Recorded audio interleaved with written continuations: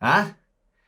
The Ever-Ready Rescue Force. It sounds very optimistic. Who are they? Uh-huh. Hey, but do you think those guys are gonna need rescuing? After this week, they sure might. But yeah, I guess so. Okay. Yeah, the Ever-Ready Rescue Force. Huh?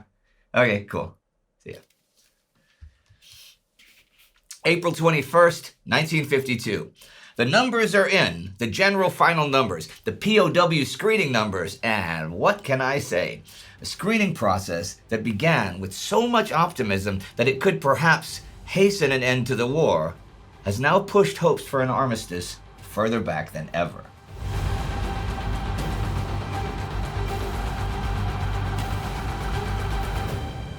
I'm Indy Neidell, and this is the Korean War. Last week, the U.S. 1st Marine Division, newly deployed in the West, began sending out its first raids against the Chinese forces opposite them. U.S. 8th Army as a whole, however, is suffering more and more from an ammunition crisis. The big news last week, of course, was the start of the UN screening of the POWs they held to see if they would violently resist repatriation to North Korea or Communist China.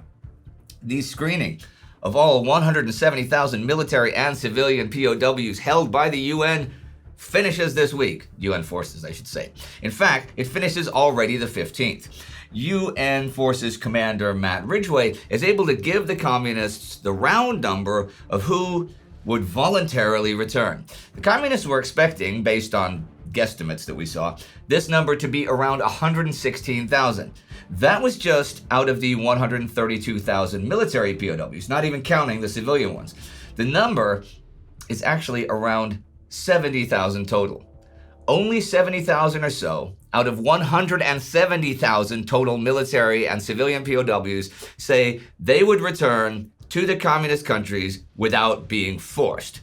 Well, I say they say that, but there are those 37,000 North Koreans in 7 compounds who refused to even allow screening teams in and showed they would fight to the death to prevent screening.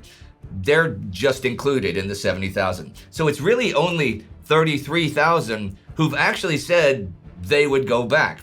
100,000 POWs have said they would violently resist repatriation. Ridgway is well aware the other side is not going to be happy with these figures, and he tells the Joint Chiefs of Staff that they should have either Red Cross teams or some international neutral organization rescreen everyone if the communists so desire. But if they say no, then they should have the peace talks once again be in plenary session, and they should then present a final package proposal for an armistice. The Joint Chiefs say we'd better tell them the numbers as soon as possible rather than running any risk that they'll get leaked to the press and first come out there. So on the 19th, when the staff officers meet, George Hickman tells Tsai Ching-wen, very matter-of-factly, that 3,800 ROK prisoners, that's South Koreans, 7,200 civilian internees, 53,900 North Koreans, and 5,100 Chinese, which totals 70,000 men, are available for repatriation. The effect was dramatic. For once, Tsai was speechless, overcome with emotion. When he finally recovered himself enough to talk, he quickly requested a recess, ostensibly to study the figures. The evident shock to Tsai intimated the communists were completely unprepared for such a low estimate, and the immediate recess was probably necessary not only for him to regain his composure, but also to get new instructions from his superiors.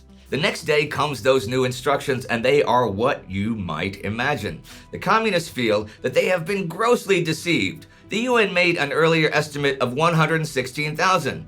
And what is this? Now it's but 70,000? Including all the civilian POWs as well?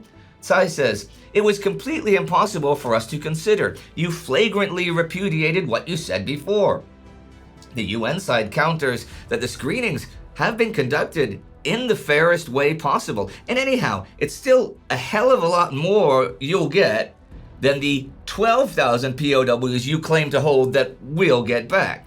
Well, there is some heated arguing and name-calling the rest of the week. But one thing is pretty obvious for the future. The communists had been stung once by the screening procedure, and they would have nothing more to do with it. They repulse the offers to permit screening by neutral or Red Cross teams summarily and insist that the UN command come up with a more reasonable figure. The screening process, which momentarily seemed to be a way to break the deadlock, had merely resulted in increasing it. In justice to the UN command, they had acted in good faith. During the interviews, the UNC teams had sought to discourage the non-repatriates as much as possible and encourage the POWs to go home. It's also pretty easy to understand that the communists feel that they've been duped, right? So what happens now?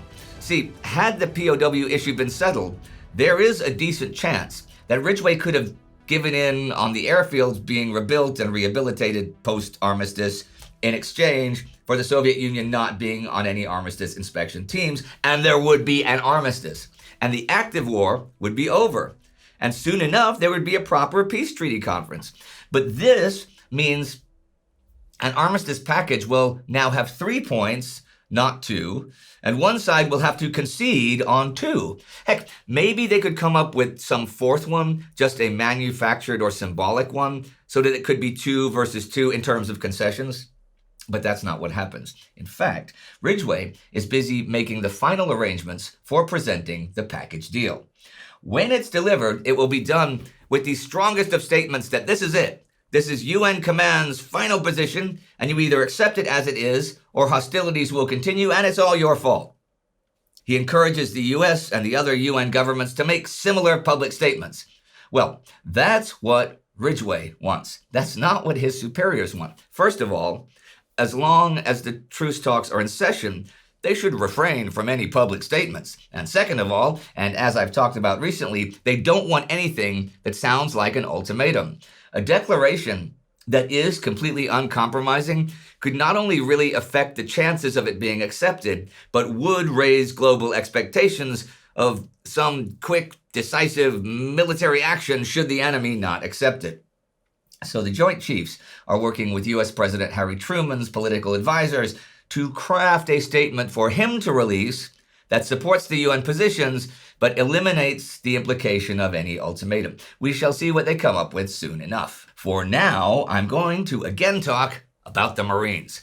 I have talked about them a lot the past month, about the huge Operation Mixmaster to move them from Central Korea over to the West Coast, about their new lines, their new plans, and things like the landmine menace that they have to deal with there, and the fact that they are very much overextended. But there is still more to cover. It did not take the Marines long to discover the existence of serious flaws in the area defense, which made it questionable whether the Allied line here could have withstood an enemy attack. Colonel Wade noted that field fortifications were practically non-existent in some sections. General Selden later pointed out that populated villages existed between opposing lines. Farmers were cultivating their fields in full view of both forces. Traffic across the river was brisk. A member of the division staff reported that there was even a school operating in one area ahead of Marine lines. There's more. The Marines may be near the West Coast, but they are beyond the range of protective naval gunfire. The road network is inadequate, which only makes worse the logistical problems caused by the necessary separation of units because of the amount of ground to defend. Finally, the cannoneers had exceptionally heavy demands placed on them due to the restricted amount of close air support allocated to frontline troops under operational procedures employed by 5th Air Force. And just what is opposite them? What do the Chinese have? Well, to the west and north of the Marine Division, they have the 65th and 63rd Armies, both excellent forces who together total just under 50,000 troops. In the west and center, it's mainly 65th Army with 193rd Division across from the Melting Pot Kimpo Provisional Regiment I mentioned a few weeks ago, and the 194th Division across from the Regiment of Korean Marines. 195th Division is in the center, north of the US Marines, and 188th Division is north of the Right sector. So there are like 15 infantry battalions facing the UN forces here, backed by like 10 artillery battalions with over 100 big guns. Intel also suggests that an armored division and an airborne brigade are close enough nearby to easily aid enemy operations. The Chinese are both entrenched and entrenched in depth, with minefields, barbed wire, all that stuff. They are well supplied, well disciplined, and well led. As we've seen, the communist air power has been growing by leaps and bounds the past 7 or 8 months. Now, the American pilots are, for the most part, a lot better than the Chinese pilots. But pilots reported their Chinese counterparts generally lacked overall combat proficiency, but that at times their aggressiveness, sheer weight of numbers, and utter disregard for losses have counterbalanced any apparent deficiencies. As I also said last week, 1st Marine Division Commander John Selden no longer thinks they have sufficient force to defend both the MLR, main line of resistance, and the OPLR, the outpost line of resistance, so they will not permanently occupy the latter. On the 17th, the Korean Marines reduced their outpost line to one of mere observation, and the U.S. Marines will do so to their outpost lines on the 23rd and 24th. To the west of the KMC, the U.S. Marine 1st Amphibian Tractor Battalion takes a section of line to defend the 16th.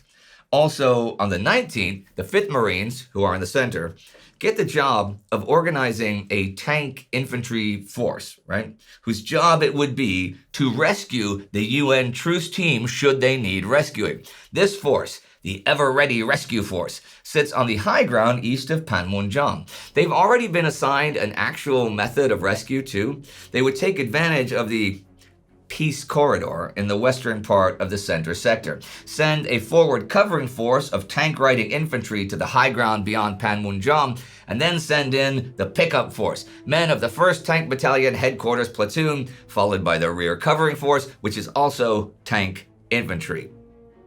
The Marines have been practicing quick helicopter transport moves too. On the 18th and 19th is Operation Leapfrog, which transports one Korean Marine Corps battalion across the Han River one day, and then another back the other way the second day. The purpose is to see how feasible it is to move replacements over water when also considering a possible language barrier. It takes 3.5 hours for the chopper squadron to move 1,702 troops. The pilots discover that each machine can carry 6 fully laden Korean Marines, as opposed to but 5 fully laden American Marines, because of the smaller size and weight of the average Koreans and their gear. Since the Marine battalions are of the same size, this means they can transport the Koreans a lot faster. There also turns out to be no issue with the language thing, and they can land on open ground because they're out of range of the Chinese artillery. The Chinese do attack the Marines the 15th, 16th, and 17th, the first 2 nights against single companies, and the last night against the South Korean Marine Regiment. The first attack is actually the largest of the 3, but it causes a lot more Chinese casualties than UN ones, which are about half a dozen. Speaking of the South Koreans, I mentioned the other week that U.S. 8th Army Commander Jim Van Fleet had plans to use the ROK, the South Korean, forces at his disposal for a couple of limited objective attacks, Chopstick 6 and Chopstick 16. And Ridgway turned down Chopstick 6 because he didn't like the defensive line setup. This week on the 16th, Chopstick 16 is approved. And Ridgway leaves it to Van Fleet to decide when he shall execute it, with the caveats that no American troops should be used other than air power and artillery support. And he must be notified before it kicks off. And that is the week. The screening is complete, except for those North Korean compounds. And contrary to expectations, making an armistice seem further away than ever. Minor actions in the field, and some chopper tests to plan for future ones. 9 months. Well, more than 9 months. That's how long the peace talks have been going on. The armistice talks. And after an armistice, they'll have to have a big international peace conference, right? 9 months, and painfully getting closer and closer, with one issue after another being slowly solved over the many weeks. And now this. The majority of the POWs saying not only do they not wish to return to communist countries, but they would fight and perhaps die in order to not go. Any way you spin this or slice this, it is a real indictment of living conditions and lives in general in those countries, whatever one thinks of their governments, and a real propaganda blow for those governments. How shall they react? What shall they say to the global press? I'm sure it will unfold in the coming weeks, and I'm also about 110% sure it is not going to be good. but I 110% once again, which is a lot of percent. That's a lot of percent, right, Per? Yeah, that's right. 110. Yeah. Whew, boy, oh boy. Well, I, for that much percent, will be here to cover this week by week by week, and that is thanks to the Time Ghost Army. The Army allows us to preserve the past for future generations. You too can join at timeghost.tv or patreon.com. These are the newest commissioned officers, and Abinhaba Mazunder is the Army member of the week here. I just completely lost focus. You know how I end these things. Do not forget to subscribe. See you next time.